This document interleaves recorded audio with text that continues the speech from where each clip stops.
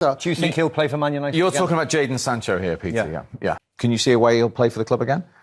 No, I hope not. Much to discuss around Manchester United as usual, particularly when Peter Schmeichel is with us. One strong statement from Erik Ten Hag in his pre-match press conference was, I was brought to Manchester United to change the culture of the club. I just wonder, with more off-the-pitch headlines this week, where you think he's up to with that and where your former club are. Culture comes from the top, right from the top. Owners of the club into the administration, the people that are Ten Hag's bosses. He can't do any more really than manage the people that he's in charge of. And it's not an easy job. We've seen that in the year and a bit that he's been in charge. He's been faced with far too many situations where he has to come out publicly and either defend or explain his actions. That is the nature of a big club. You know that with Liverpool as well. Anything that happens, everyone will, it's in the spotlight. Everyone will want to know into the minute detail. It's difficult. His job's very, very difficult. And when he's got undisciplined players that don't respond to anything really, we see that. Then of course it becomes a problem. And I felt very, really sorry for him yesterday. That after an international break, after having lost the game before to Arsenal in the way that the team had lost that game, that he'd had to sit and talk about nothing to do with the game tomorrow, but having to defend his actions. And I've been talking about this all week. I said, the player that we're talking about, if that had been in Sir Alex's time, he would never, ever play for the club again. He would simply have been moved on. But then again, it was a different time. Yeah. And the tools that have been used in this situation, which has been Twitter, social media, wasn't available back then. If you then had to go against the manager, you had to do a lot more work. You had to contact the media, or they would ask you, but you had to go through a newspaper or a television station, radio station. So the job was a lot tougher to put that message out if that what you decided. Here, it's all you take your mobile phone out and you just put a message out. Do you think he'll play for Man United? You're talking about Jaden Sancho here, Peter. Yeah. Let's just have well, there's a question before we look at his facts and figures. Can you see a way he'll play for the club again? No, I hope not.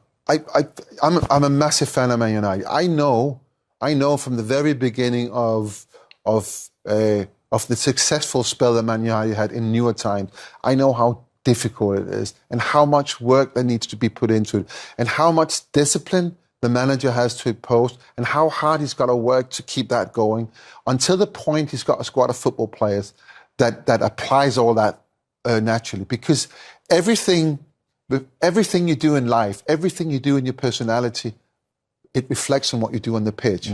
So if you're a lazy person, for instance, you're going to be lazy on the pitch. If you're a hard worker, you will always be a hard worker. He's not letting his manager down. He's letting his teammates down. We've all played. And me, he's had a long career. I had a long career. We've all played with people who, and I don't know the lads, and I don't know the situation. I'm not into Manchester United like Peter is, but we've all heard the rumours, timekeeping attitude, blah, blah, blah, blah, blah. We've all had players who we've played with like that. And they let everybody down in the end because it doesn't show the right message of the continuity, of the togetherness. We all know how talented this boy is. We've all seen it. But the fact that Manchester City let him go quite quickly, Dortmund had him for a while, Gareth Southgate had him for a while and quickly got him out the squad. And now, a dream move to Manchester United is not materialising and it actually looks as if it's going downhill. That's 4 teams in such a short space of time. Well, 4 teams, 3 including England. There's a problem there. And if he doesn't sort it out himself, it doesn't matter who he says to or what he writes on. If he doesn't get his head down and work, he's just going to fall down the leagues and in the end just disappear. And, this could be a wake-up call. It might be a good moment for him. And this is a £73 million asset that Erik Ten Hag didn't sign himself, that he inherited. Yeah, and of course, to his mind. So your question was, how's he done? He's brought in to change the culture, change the environment from being, a place where a lot of players just came and got the wages out and had a happy life without creating too many results. I said this to you, so I would be 60 this year, right? Last time Man United... You only look 50, Pete. I'm still in my 50s. But last time Man United won the trophy, I was in my 40s. You know, so there's been a lot of players through the system that has sat there, and yeah, they might have won a cup here and there in the Europa League, and you know, it's been played up as this big thing. But that's not what Manchester United wants as a football club. That's not what we as fans, we want from the football. We want them to win the Premier League. And I said this last time we were together. But also, you have to match what the best team has. Yeah. We don't talk about this with Man City. We don't. Yeah. They don't have this problem. But if he's been brought in to change the culture, the manager, and this gentleman's culture and what he does and his attitudes is wrong, he's absolutely in his right to say, I'm not having it.